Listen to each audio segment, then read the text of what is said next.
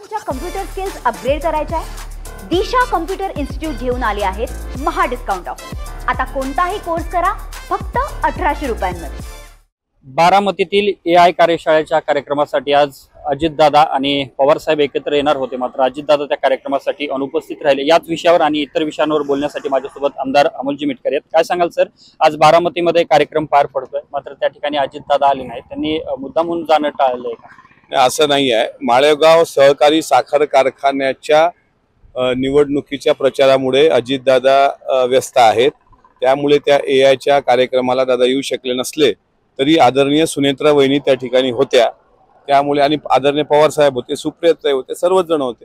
माळेगाव सहकारी साखर कारखान्याच्या निवडणुकीच्या प्रचारात असल्यामुळे ते येऊ शकले नाही।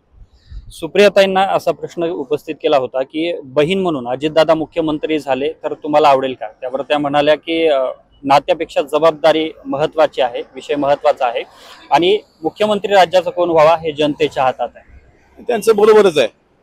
मुख्यमंत्री कोण व्हावं हे सर्वस्वी जनता ठरवित असते, पण प्रत्येकाच्या मनात हेच आहे की आदरणीय अजितदादांनी महाराष्ट्राचं नेतृत्व करावं। मी तर काल तुमच्या चॅनलला बोलताना सांगितलं, आज पण सांगितलं की आषाढी एकादशीची पूजाच पुढच्या वर्षी मुख्यमंत्री म्हणून दादांनी सपत्नीक केली पाहिजे। पण राजकारणामध्ये हे पण महत्त्वाचं असतं, जनता पण महत्त्वाची असते लोकशाहीमध्ये, आणि नाती पण तेवढीच महत्त्वाची असतात। त्यामुळे आदरणीय सुप्रियाताईंनी जे काही वक्तव्य केलंय त्या वक्तव्याशी आम्ही सहमत आहोत की जनता जनार्दन सर्वोच्च, मात्र मोठा भाऊ मुख्यमंत्री झाला तर बहिणीला आनंद होणारच आहे, दुःख व्हायचं काही कारण नाही। नक्कीच विजय बापू शिवतारे असं म्हणाले की अजितदादांना आता अहंकार वाढला। आता एखाद्या अहंकारी व्यक्तीने असं बोलावं म्हणजे उलटा चोर कोतवाल को डाटे असं ते झालेलं आहे।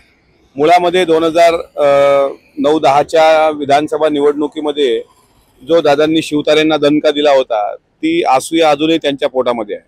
आता पुरंदरला त्यांचे खासगी सहकारी साखर कारखाने आहेत, त्यांच्या खासगी संस्था आहेत। अगोदर तिकडे बोंब पाडा ना, आणि नंतर मग अजितदादांच्या संदर्भात बोला।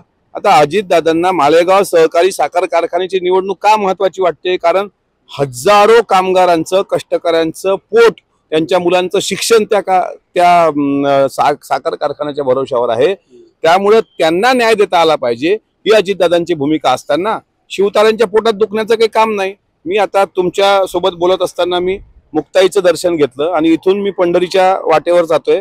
मुक्ताबाईला आणि पांडुरंगाला मी विनंती करतो, प्रार्थना केली की विजय बापू शिवतारेंना सद्बुद्धी देव, कारण त्यांच्या डोक्यात जो अहंकाराचा किडा गेल्या 10 वर्षापासून वळवळतोय ना, तो कुठेतरी शांत झाला पाहिजे। आता वय झालंय त्यांचं, त्यांनी जरा आपली वाचा शांत ठेवावी आणि काही उठसूट, कोणी उठलं का अजितदादा, कोणी उठलं की अजितदादाला टार्गेट, हे धंदे त्यांनी सोडावे। विजय शिवतारेंना पांडुरंग सद्बुद्धी देव अशी मुक्ताबाई चरणी मी प्रार्थना केलेली आहे। ते पुढे असंही म्हणाले की चंद्रराव तावरेंच्या पायजमा लुंगी काढण्याची अजितदादांना गरज नव्हती, त्या ठिकाणी जर तुमचे वडील असते तर कसं वाटलं? असं आहे, चंद्रराव तावरे, रंजन तावरे आणि दादा हे त्यांचं बघून घेतील। शेवटी ती बारामती मधली निवडणूक आहे, बारामतीकरांना चांगलं माहित आहे, किंवा कारखान्यात जे काही वोटिंग करतात त्या लोकांना चांगल्या पद्धतीने माहित आहे। आता साखरेची, आता शेवटी चंद्रराव तावरे काय बोलले हे सगळ्यांनी पाहिलं, आणि दादांची बोलण्याची एक शैली आहे। यांच्या पोटात दुखण्याचं कारण नाही ना, तुम्ही तुमच्या पुरंदरच्या संस्था कुठे मातीत घातल्यात त्याचा एकदा अभ्यास करा आणि मग दादांवर बोला। ते पुढे असंही म्हणाले की हा माज झालाय, दुसरं काय म्हणावं, कारण लोकांची वय काढून काय होणार नाही। आणि माज कोणाला आलाय हे पुरंदरच्या लोकांना माहित होतं। पुरंदरच्या लोकांनी कोणाची मस्ती उतरवायची होती त्याची बरोबर मस्ती उतरवलेली आहे। त्यामुळे माज, मस्ती, अहंकार हे शब्द शिवतारेंच्या तोंडात शोभत नाहीत। शेवटी आम्हाला मग परत एकदा राजकीय शिष्टाचार, राजकीय परंपरेची आठवण दिली जाते, पण असं पातळी सोडून जर अजितदादांवर बोलण्याचं कोणी काम करत असेल तर त्याला त्याच पद्धतीने उत्तर द्यायला आम्ही सर्व तयार आहोत। मात्र तुर्तास तरी माळेगाव सहकारी साखर कारखान्याची निवडणूक ही सर्वसामान्य जनतेच्या, म्हणजे कष्टकरी जनतेला न्याय देण्याकरता अजितदादांनी हाती घेतलेली आहे, आणि अजितदादांनाच त्या ठिकाणी ती मायबाप जनता निवडून देईल। पुरंदरेंनी आपले कारखाने भंगारात काढलेत, त्यांनी अजितदादांवर भाष्य करणं म्हणजे आपलं तोंड स्वतः पोळून घेण्याचा प्रकार आहे। दुसरीकडे बीडमध्ये संतोष देशमुख खून प्रकरणातला मुख्य सूत्रधार असलेल्या वाल्मिक कराडचे आपल्या जिल्हा सरचिटणीसांनी वाढदिवसाच्या बॅनरवरती फोटो लावल्याचं पाहायला मिळालं, यावरती काय कारवाई होईल? वाल्मिक कराडांचे ज्यांची पार्श्वभूमी गुन्हेगाराची आहे, जी अटक आहेत, आणि अशा प्रकारचं त्यांचं आमच्याच पक्षाचा कोणी सरचिटणीस जर बॅनरवर झळकत असेल त्याची गंभीर पातळीवर म्हणजे पक्ष पातळीवर गंभीर दखल घेतल्या जाईल. आदरणीय अजितदादांना पण बऱ्याच लोकांनी त्याबाबत सांगितलेलं आहे. कुठल्याही परिस्थितीत असे प्रकार खपून घेतल्या जाणार नाहीत. आदरणीय संतोष अण्णा देशमुख यांना न्याय भेटला पाहिजे. जो आरोपी आणखी फरार आहे तो कृष्णा आंधळे, अजून तो पण दिसलेला नाहीये. आणि आज त्यांच्या मुलानं सैनिकी शाळेत प्रवेश घेतलेला आहे. त्याच्यामुळं त्यांची मुलगी असेल वैभवी, तिचं एकंदरीत असलेलं गुणांकन, एकंदरीत त्यांच्या मुलांचा आज शिक्षण प्रवेश म्हणजे याच्यामुळे त्यांचं शिक्षणाचं सध्या ते पण महत्वाचं आहे. पण एखाद्या आरोपीचे असे बॅनरवर वाढदिवसाचे फोटो झळकवण्याचं कोणी जर चूक करत असेल तर अजितदादा स्वतः पालकमंत्री आहेत बीड जिल्ह्याचे, त्याच्यावर योग्य ती कारवाई करतील.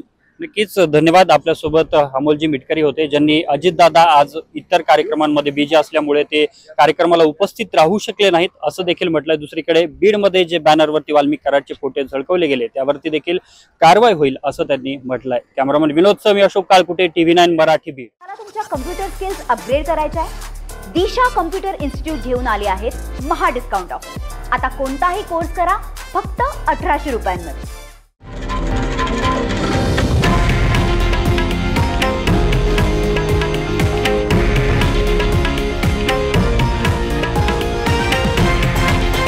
हे आहे देशातील नंबर 1 न्यूज नेटवर्क आणि आपण पाहत आहात TV9 मराठी, एकमेव.